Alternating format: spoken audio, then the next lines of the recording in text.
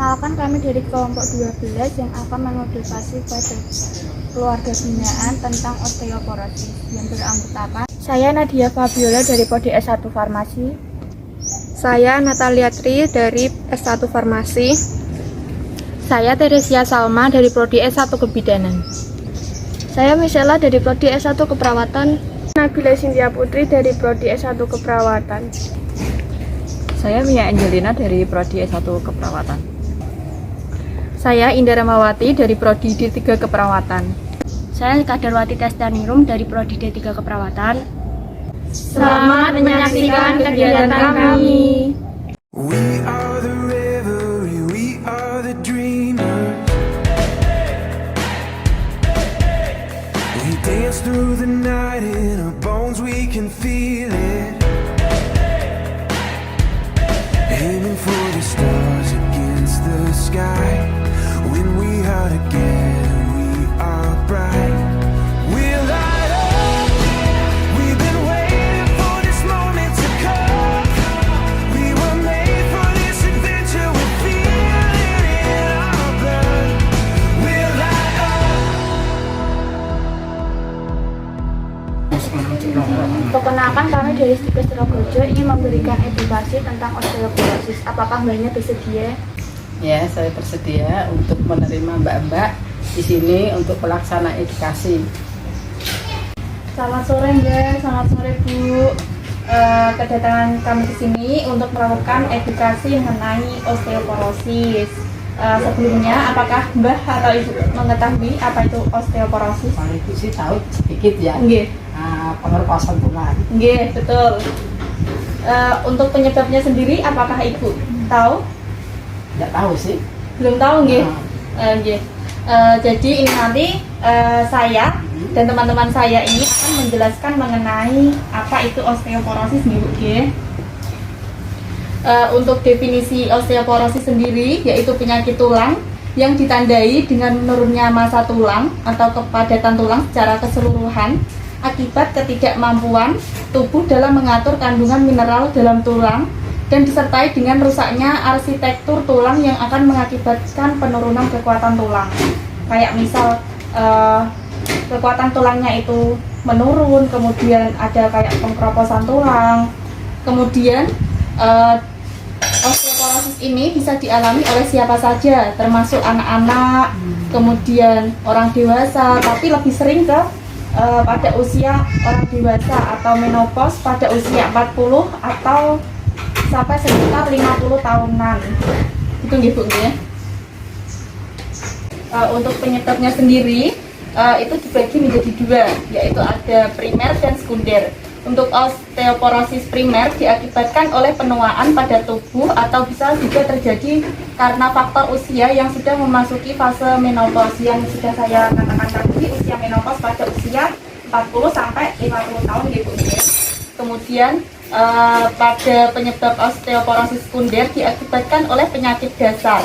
Misal diabetes mellitus, kemudian tuberkulosis tulang, maupun penggunaan obat-obatan yang berpotensi meningkatkan kerapuhan tulang. Kemudian untuk pencegahan osteoporosis sendiri yaitu ada olahraga secara rutin, termasuk olahraga angkat beban. Biasanya kalau yang masih belum sepuh kan masih kuat gitu nggih untuk angkat beban. Kemudian mengonsumsi makanan tinggi kalsium seperti susu, kemudian ada vitamin D, mengonsumsi ikan-ikanan atau dengan kuning telur.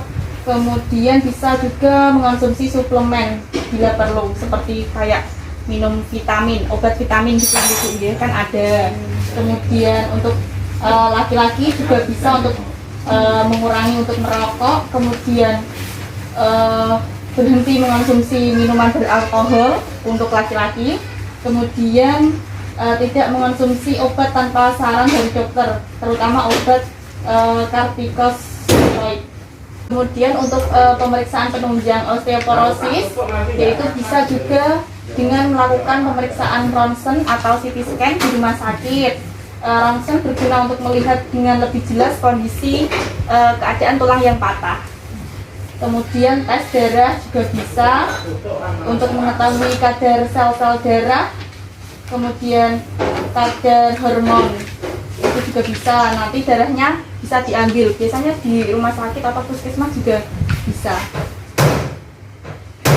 Ibu, tadi itu pemaparan materi dari kami, apakah ada yang ditanyakan?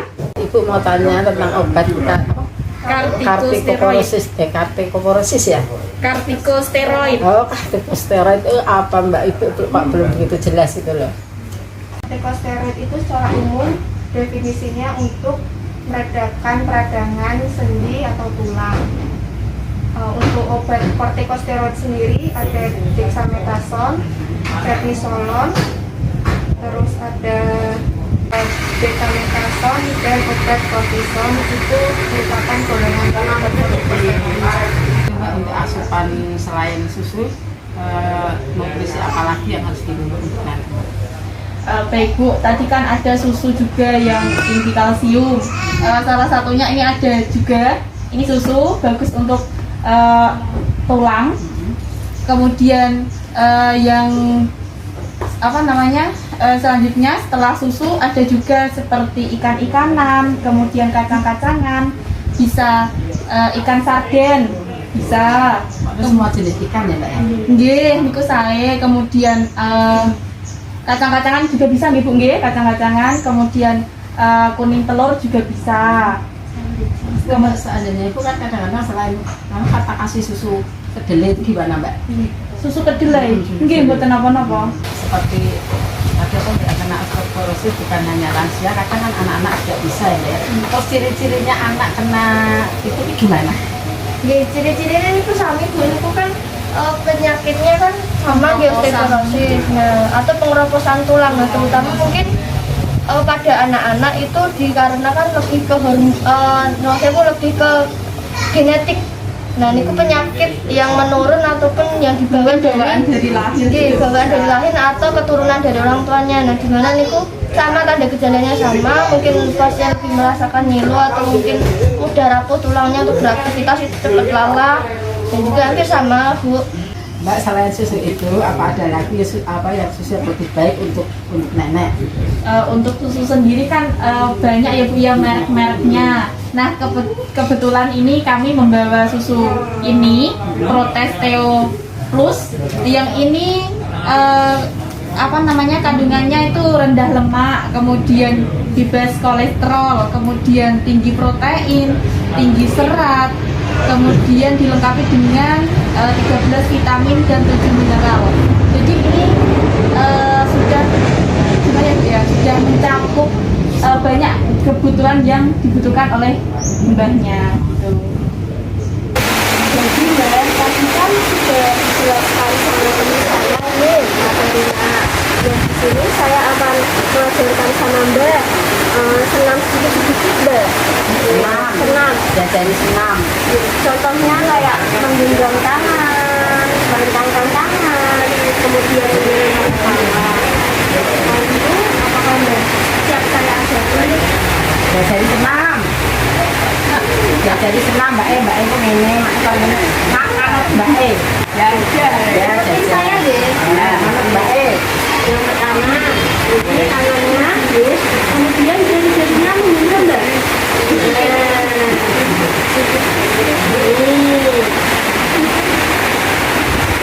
Setelah itu bisa tangan kedua tangan gini Mbak, gini Mbak. Ini Mbak apa?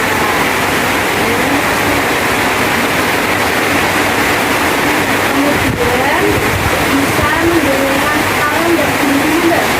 Ini tangan kiri, depan belakang. Sekarang udah lanjut ya Mbak, 93 ya Mbak. Depan belakang dan sini. Depan belakang sini.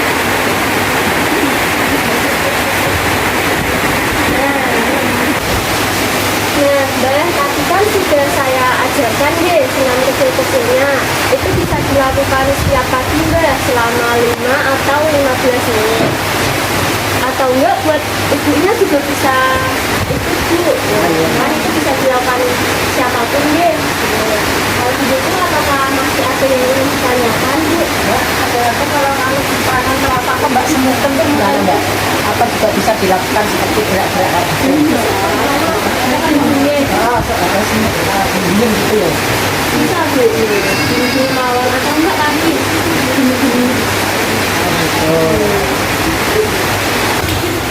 Bu, ini kan Pulau sama teman-teman sudah memberikan materi dan tadi sudah mengajarkan sedikit senam deh. Ini ada bingkisan sedikit dari kami. Mohon diterima Bu. Sedikit Bu ambil Terima kasih ya Mbak ya. Seandainya ada kekurangan itu saya minta maaf. Itu bisa menerima Mbak ini apa adanya kayak gini. Kami juga mohon maaf Ibu kalau ada perkataan yang mungkin tidak berkenan. Terima kasih Bu.